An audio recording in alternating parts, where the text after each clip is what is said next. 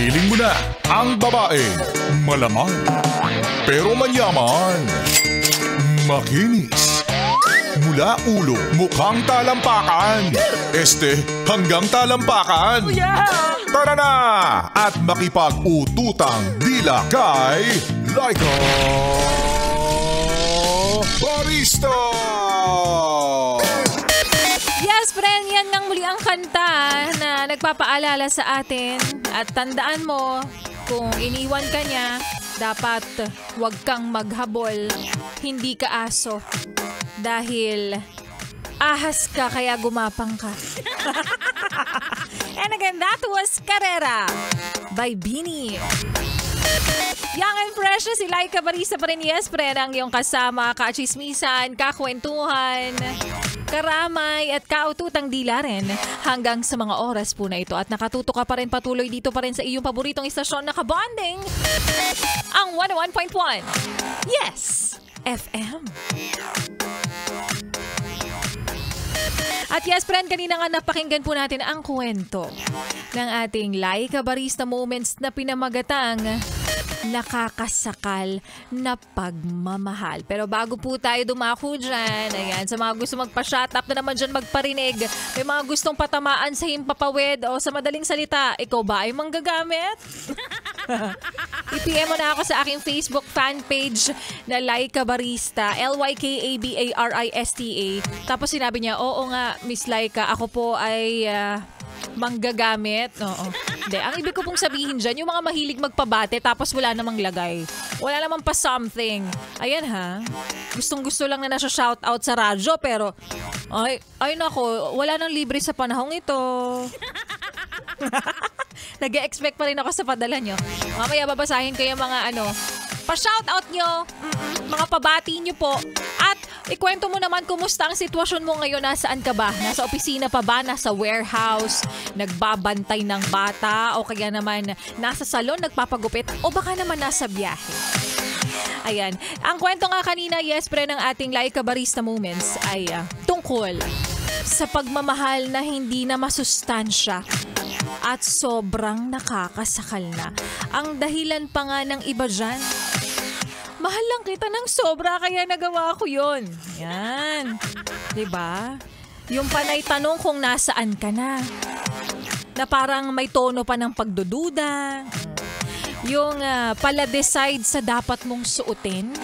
Yung ultimo kapag nagpalda ka o kaya nakapalda ka, itatanong kung naka-cycling shorts ka ba? Akakaloka, ganon. Ay, alam mo kasi meron talagang cute na mga ganyang pagbabawal sa mga jowa, sa mga babae, di ba? Gustong-gusto namin yan. Yung parang, yung damit mo laging perdibli yan. Bakit ganyan yung palda mo? Napaka-iksi naman. Parang minsan nga nagiging sarcastic pa. Yung palda mo naman masyadong mahaba. Iksian mo pa kaya taas mo pa. Yan. Pero minsan may atake talaga parang nakakasakal naman to. Diba? Parang hindi na cute. More of nakakata-cute na. Kaya para sa'yo, yes, friend, huwag mong asahan na kapag pumasok ka sa dalawang relasyon kasi hindi ko naman alam kung salawahan kayo. Charot. Dalawa pala yung jowa, no, at the moment. Huwag mong i-expect na sa'yo lang iikot ang mundo niya. Oo, dahil napakarami pang pwede niyang makilala. Kasi, di ba kapag yung iba na sinasabi nila, naghihigpit sila. Bakit ganyan yung ganito yung ganyan mo? Meron ka bang pinupormahan? Meron ka bang pinapagandahan? Meron ka bang gustong makita ngayon?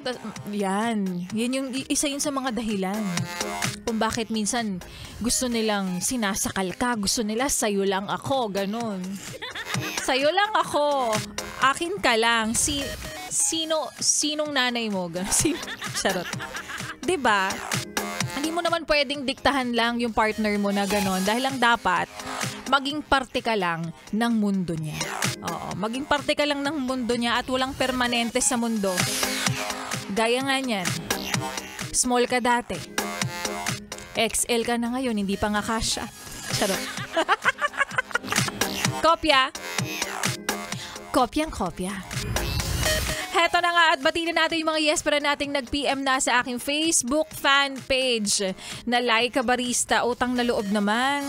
Kapag nag-PM naman po kayo, kung hindi ka pa naka-follow, hindi ka pa naka-like sa Facebook fan page ko, i-like mo naman. Magpapabati ka na lang. Hindi mo pa ako i-follow. Eto na. Ay, ang dami-dami nyo. Ito na yung mga manggagamit. Charot. Kay Wilson Diaz Galang, shout out po sa Team Grab Road Night. Ito, lagi itong nagpapabati rin eh. Kuya Francis Ariel, Boss Lot, Nelvin, and Vincent. Ano pang Team Grab Road Night na to? Ibig sabihin sa gabi lang ba kayo nabiyahe? Ganon? Dave Rakino Nibre. Good afternoon po, Miss Laika Barista. Pabati naman po ako while listening to you. Bale, wala nang traffic. Basta may 101.1 Yes FM akong napapakinggan. Sana mapansin mo na ako this time. Grab driver here. Oy, binapansin kita. Pamilyar sa akin yung name mo. Lagi kitang nababate ha.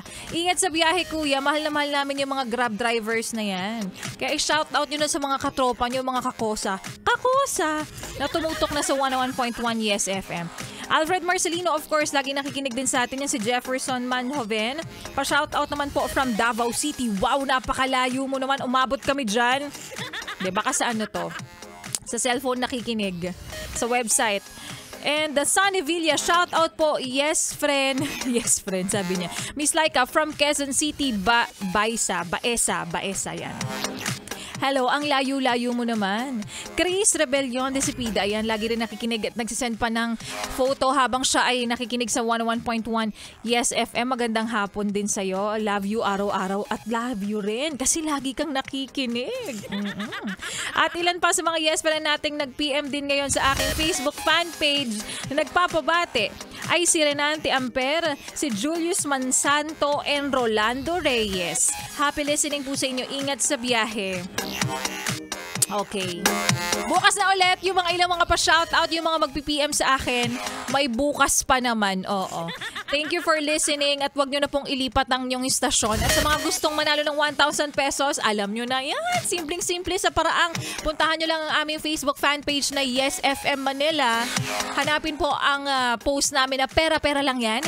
I-click po ang Google Form link. Tapos sagutan mo lang lahat ng kailangan ilagay doon. Yun na, may chance ka nang manalo ng 1,000 pesos.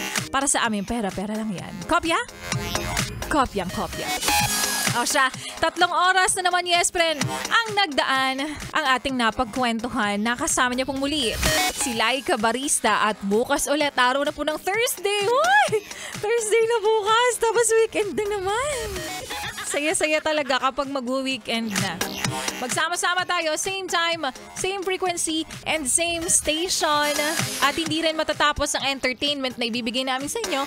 Of course, susunod na po si Ganda Wanda.